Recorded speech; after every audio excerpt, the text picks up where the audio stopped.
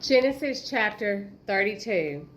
So Jacob went on his way, and the angel of God met him. When Jacob saw them, he said, "This is God's camp."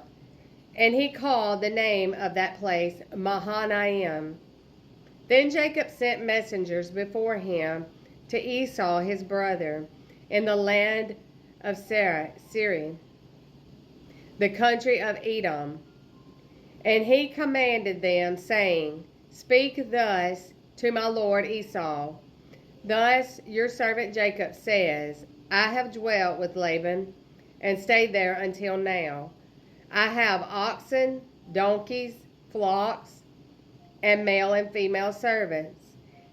And I have sent to tell my lord that I may find favor in your sight." Then the messengers returned to Jacob, saying, "We came to your brother Esau, and he also is coming to meet you, and 400 men are with him."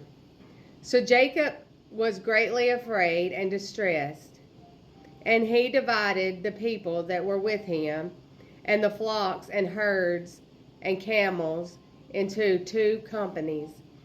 And he said, "If Esau comes to the one company and attacks it, then the other company which is left will escape." Then Jacob said, "O God of my father Abraham, and God of my father Isaac, the Lord who said to me, 'Return to your country and to your family, and I will deal well with you.'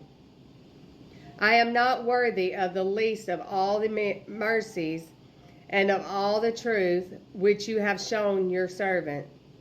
For I crossed over this Jordan with my staff, and now I have become 2 companies. Deliver me, I pray, from the hand of my brother, from the hand of Esau, for I fear him, lest he come and attack me and the mother with the children.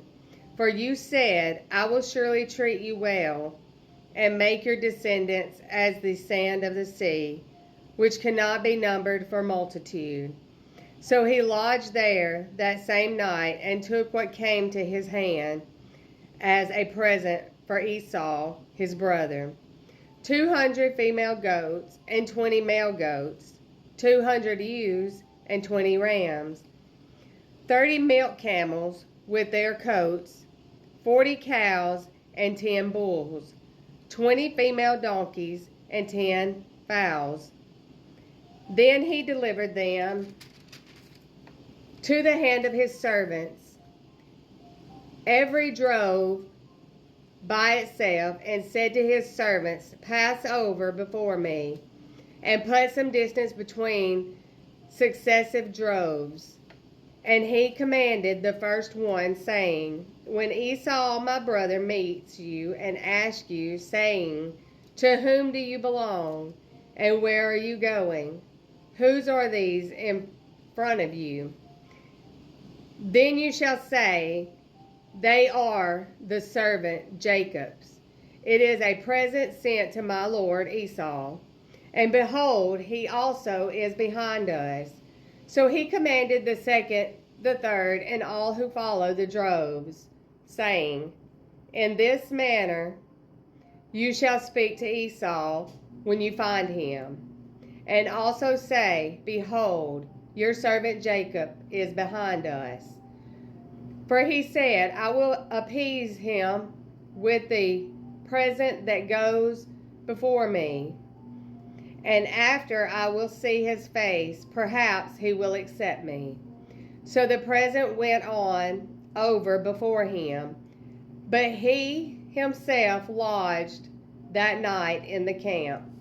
And he arose that night, and took his 2 wives, his 2 female servants, and his 11 sons, and crossed over the ford of Jabbok. He took them, sent them over the brook, and sent over what he had.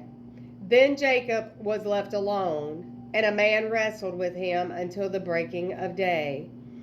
Now when he saw that he did not prevail against him, he touched the socket of his hip, and the socket of his of Jacob's hip was out of joint as he wrestled with him.